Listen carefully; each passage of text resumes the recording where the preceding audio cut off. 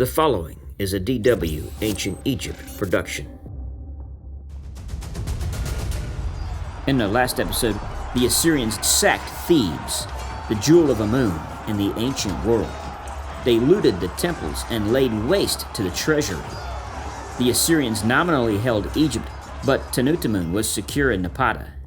His death in 656 BC ended the Nubian domination of Egypt. This episode focuses on the 26th Dynasty and the Saite Period of Egypt. The topics of this episode include Pharaoh Psammetichus I, Pharaoh Necho II, Pharaoh Psammetichus II, Pharaoh Apries, and Pharaoh Ahmose II.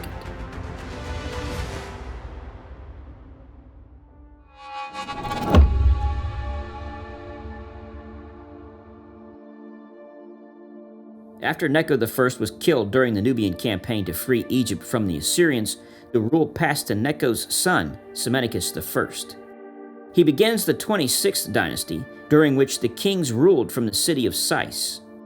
Psammetichus I was also recognized by the Assyrians as king and tasked him with not only controlling the unruly princes and petty kings of the Delta, but also with controlling the power center at Thebes. The latter proved to be easier than anticipated.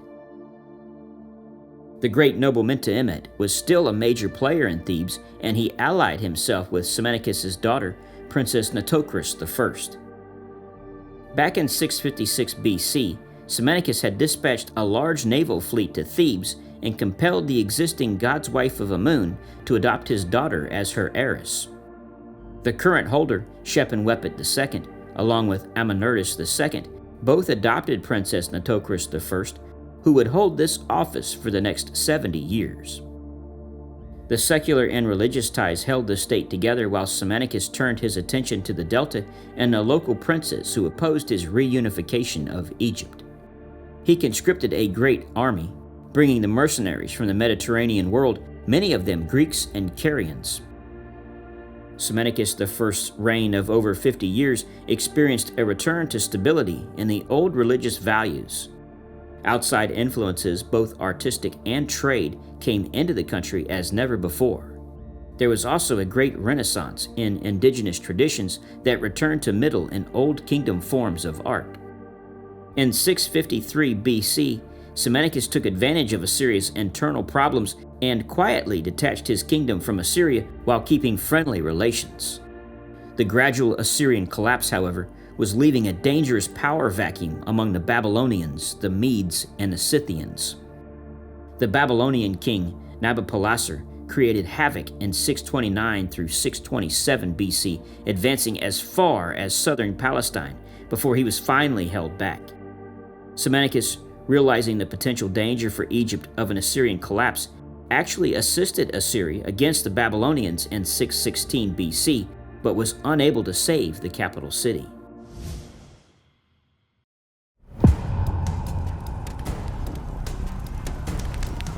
Nineveh fell in 612 BC after a massive combined force of Babylonians, Medes, Persians, and Scythians overran the Assyrian capital. When Necho II came to power upon his father's death in 610 BC, Assyria was now reduced to the troops, officials, and nobles who had gathered around the Assyrian general Ashur-uballit II, who was holding out in Haran. He had managed to escape Nineveh before the fall, and when the same force arrived at Haran, he managed to fight his way out of the city. The general once more called upon Assyria's former Egyptian colony, and King Necho II came to his assistance. King Josiah of Judah allied himself with Babylon and Media and tried to block Necho's way, but he was defeated and killed at Megiddo. The Egyptians joined the Assyrians and marched to besiege Haran, but they were defeated and the Egyptians had to retreat into northern Syria. The Egyptians then met the full force of the Babylonian and Median army, now led by Crown Prince Nebuchadnezzar II at Carchemish.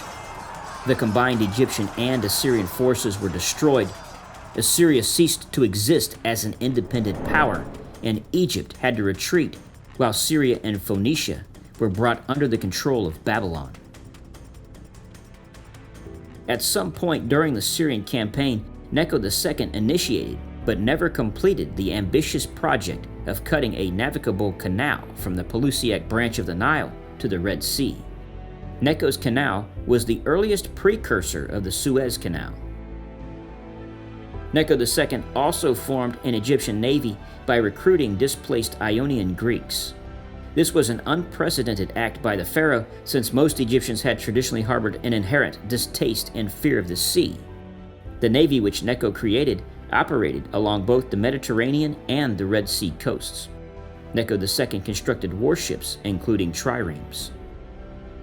His son, Psammetichus II, would succeed Necho II as king of Egypt and continue the 26th Dynasty.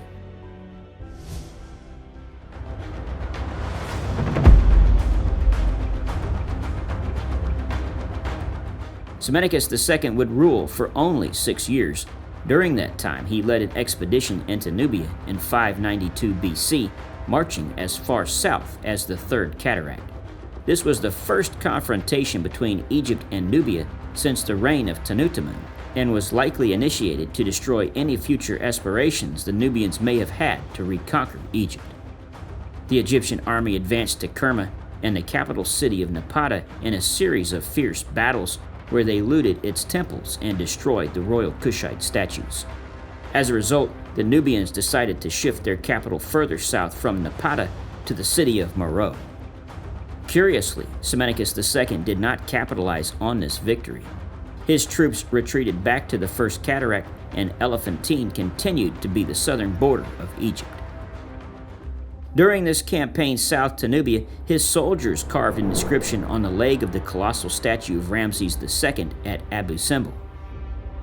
When King Psammetichus II came to Elephantine, this was written by those who sailed with Psammetichus, son of Theocles. Those that spoke foreign languages were led by Potosempto, the Egyptians by Amasis. An expedition was launched the following year in 591 BC into southern Palestine in support of Zedekiah, who had decided to revolt against Babylonian rule. This failed and resulted in a 2-year siege of Jerusalem by Nebuchadnezzar II. The biblical Babylonian exile began when the city fell in 587 BC. As a side note to consider, many people don't know this, but Egypt was probably the most important in terms of preserving the Jewish faith. Much of Judaism in Europe and America may be derived from Jews who emigrated to Egypt during this time. There were 3 centers of Judaism after the Babylonian captivity. 1, the nobles, literate class who were sent to Babylon. Many of these people later convert to Islam centuries later. 2, the poor left behind. Many are later killed and persecuted by the Romans. And 3, the group that escapes to Egypt, specifically to Elephantine Island. Egypt was a polytheistic state, one that would gladly allow the Jews to worship and follow their religion in peace. After the conquest by Rome, Egypt would continue to be a safe haven for Jews, even into Islamic times. Psammetichus II was a prolific builder during his brief reign. He constructed the temple house at the El Karga oasis for the gods Amun, Mut, Khonsu, with significant installations for the cult of Osiris. The 19.5 by 26 meter temple was originally situated on the bank of an ancient lake, which has now disappeared. The temple consisted of a hypostyle hall with 2 by 2 papyrus capital columns, a hall of offerings, 3 sanctuaries in the rear section of the temple, and a chapel at the side of the sanctuaries for the cult of Psammetichus II. A massive sandstone gateway through an outer enclosure wall was constructed during the Ptolemaic and Roman periods. Many inscriptions and decrees were carved on the gateway involving a wide variety of topics, such as taxation, inheritance, the court system, and the rights of women, with the earliest text dating to 49 AD. Psammetichus II constructed a pair of obelisks more than 71 feet high for the Temple of Heliopolis.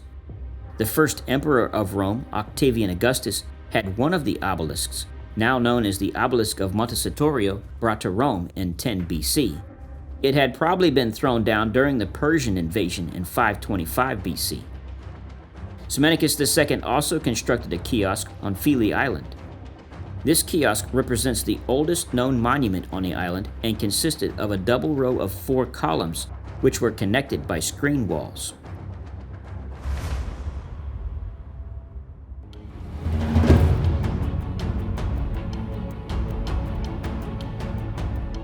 King Apries succeeded his father in February of 589 BC and continued his policy of intervention in Palestinian affairs.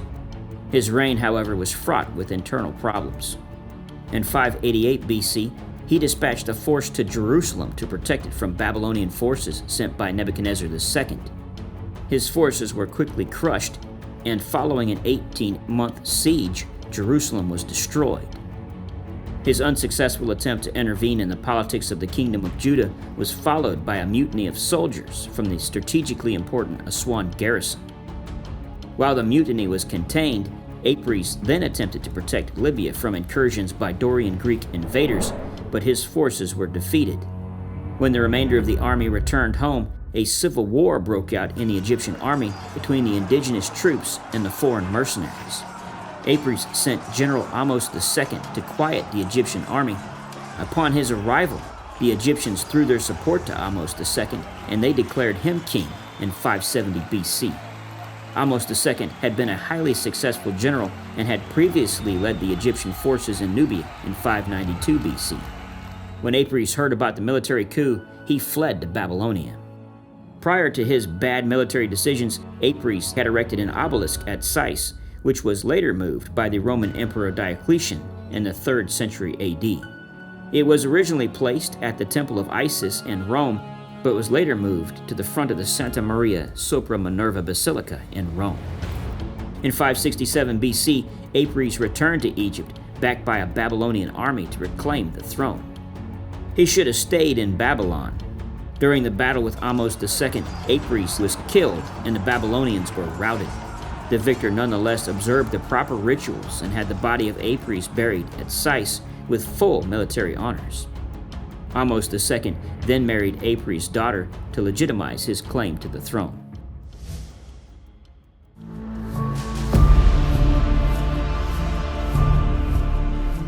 Although Ahmose II appears as champion to the native Egyptians, he had a good reason to cultivate a friendship with the Greek world. Herodotus writes how Ahmose II brought Egypt closer than ever to the Greeks, and as a result, the kingdom obtained a new level of wealth. He contributed 1,000 talents to the rebuilding of the Temple of Delphi when it burnt down from a fire in 548 BC. Ahmose II also assigned the commercial colony of Naucratis on the Canopic branch of the Nile to the Greeks. Located ideally for trade, not far from the capital, the city was navigated in flat-bottomed boats during inundation. The houses were built on mounds, and a canal was constructed from Naucratis to Memphis. There was a huge enclosure wall, 850 by 750 feet long, 40 feet high, and 50 feet thick. To maximize security, there was only one entrance. Excavated by Flinders Petrie in 1884, he discovered the city by following a reference by Herodotus and by locating Greek pottery shards. This Egyptian city had Greek gods and temples. Petrie also found a Greek scarab factory where amulets were manufactured in molds by the 100,000s. These Egyptian scarabs were being created by the Greeks as an industry. 2 buildings were also found. One was so badly damaged its use was unknown, but the other was a large granary which could be used by the inhabitants to withstand a prolonged attack. Under Ahmose II, Egypt's agriculturally based economy reached its zenith. Herodotus, who visited Egypt less than a century after Ahmose II's death, writes that it is said that during the reign of Ahmose II that Egypt attained the highest level of prosperity, both in respect of what the river gave the land and respect to what the land yielded to men, and that the number of inhabited cities at the time reached in total 20,000. His kingdom consisted probably only as far as the First Cataract, but to this, Ahmose II added Cyprus. In year 4, he was able to defeat an invasion by the Babylonians in 567 BC. From that point forward, Nebuchadnezzar II would have trouble holding his empire together and would abandon future attacks against Egypt. However, Ahmose II would later face a more formidable enemy with the rise of Persia under Cyrus the Great. His final years would be prolonged by the threat of the impending Persian onslaught against Egypt.